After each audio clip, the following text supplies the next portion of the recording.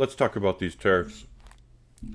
Signed on April 2nd, they're supposed to be regulating imports with a reciprocal tariff to rectify trade practices that contribute to large and persistent annual United States goods trade deficits. It says, by the authority vested in me as dictator by the Constitution that I'm destroying and the laws of the United States, including the International Emergency Economic Powers Act and the National Emergencies Act.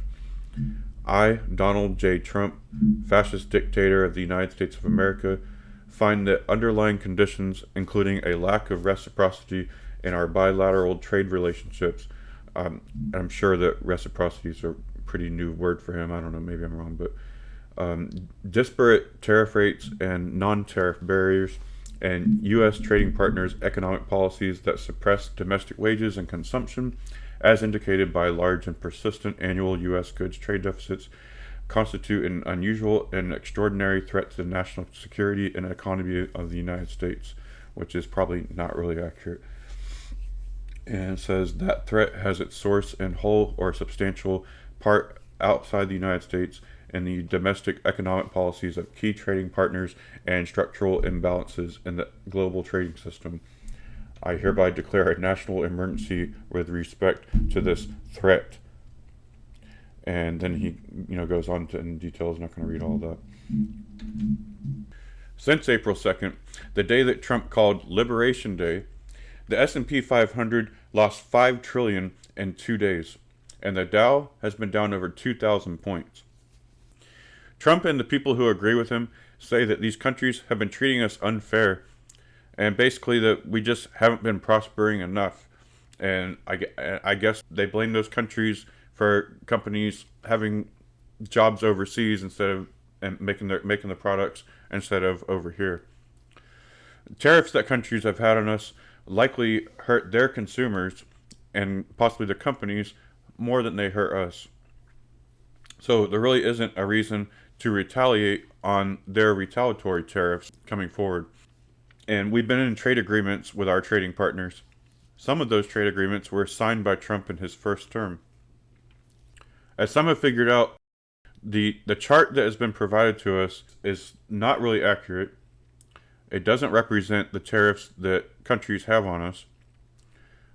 People like this James Surowiecki, I think I might be pronouncing that correctly, he tweeted that it's important to understand that the tariff rates that these foreign countries are supposedly charging us are just made-up numbers. South Korea, for example, with which we have a trade agreement, is not charging 50% tariff on U.S. exports, nor is the EU charging a 39% tariff.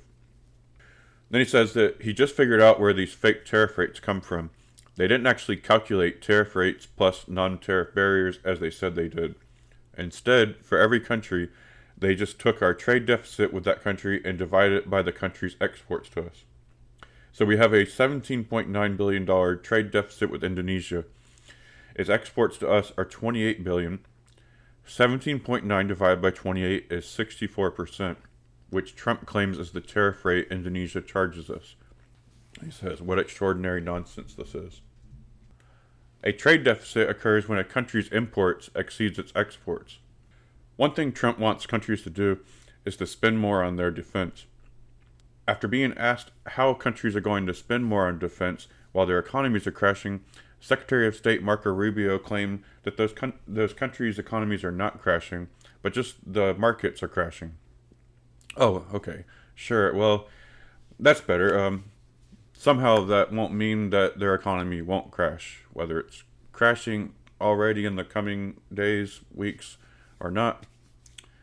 I guess we'll see how that actually affects their economy. And with our foreign aid not helping with feeding people, hopefully all of those governments will help people as far as that's concerned.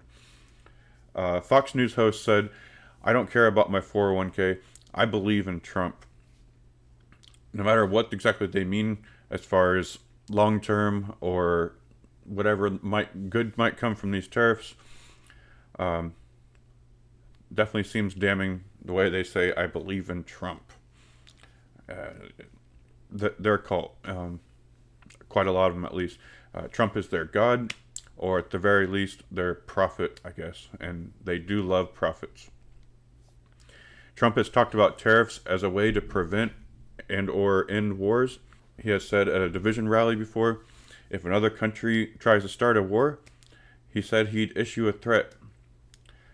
He said, we're going to charge you 100% tariffs. And all of a sudden, the president or prime minister or dictator or whoever the hell is running the country says to me, sir, we won't go to war. And while the markets wiped out $6 trillion in just a couple days, he posted to Truth Social, this is a great time to get rich. China played it wrong. They panicked. The one thing they cannot afford to do, he added in all caps. And 2 days after he signed the tariffs, he said on Truth Social, only the weak will fail. China, Japan, and South Korea are going to jointly respond with tariffs. Those tariffs on us could hurt us if, say, people in those countries decide to not buy a significant amount of U.S. goods.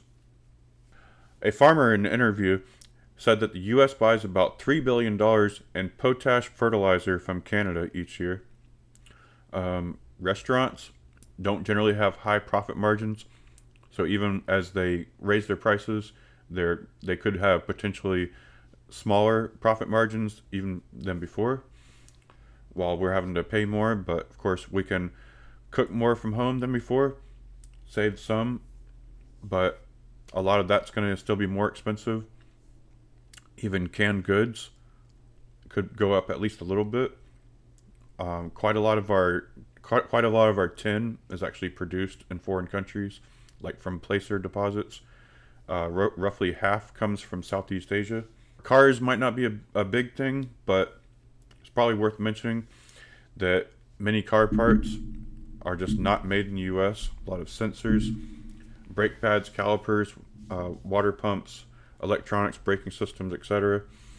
Are largely made in Mexico, Canada, China, Japan, Germany, etc. So far, before I do more research on companies that will be laying off workers, also companies that do plan to actually spend the whatever billions, which I guess supposedly the government might be helping with that.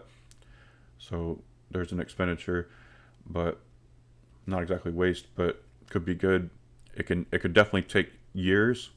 I've heard different ranges of years, I guess, depending on what's going to be made and how much trained people need to be hired. Let me know in the comments if you know, before I do more research, as far as companies that have said, I mean, it's probably not going to be like a significant amount, I don't know, but companies that have said that they plan to build in the United States soon. As far as layoffs, right now I know that Stellantis is supposed to be laying off some amount of workers, like some hundreds, in Indiana and Michigan. I think it's something like 600 total. Here's Senator Chris Murphy on Blue Sky saying that those trying to understand the tariffs as economic policy are dangerously naive. He says, no, the tariffs are a tool to collapse our democracy, a means to compel loyalty from every business that will need to petition Trump for relief. He brings up how our founders created a president with limited and checked powers, specifically put the power of spending and taxation in the hands of the legislature. Why? Because they watched how kings and despots used spending and taxes to control their subjects. British kings used taxation to reward loyalty and punish dissent. Our own revolution was spurred by the king's use of heavy taxation of the colonies to punish our push for self-governance. The king's message was simple: stop protesting and I'll stop taxing. Murphy goes on to say, Trump knows that he can weaken and maybe even destroy democracy by using spending and taxation in the same way. He is using access to government funds to bully universities, law firms, and state and local governments into loyalty pledges. Healthy democracies rely on an independent legal profession to maintain the rule of law, independent universities to guard objective truth and provide forums for dissent to authority, and independent state, local government to counterbalance a powerful federal government. He says, but the private sector also plays a role to protect democracy. Independent industry has power. The tariffs are Trump's tool to erode that independence.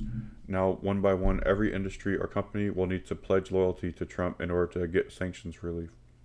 Murphy goes on to say that Trump could demand that the public shows support from executives for all of his economic policy, contributions to his political efforts, and promises to police employees support for his political opposition. He says the tariffs are designed to create economic hardship so that Trump has a straight-faced rationale for releasing them, business by business or industry by industry. As he adjusts or grants relief, it's a win-win. The economy improves and dissent disappears.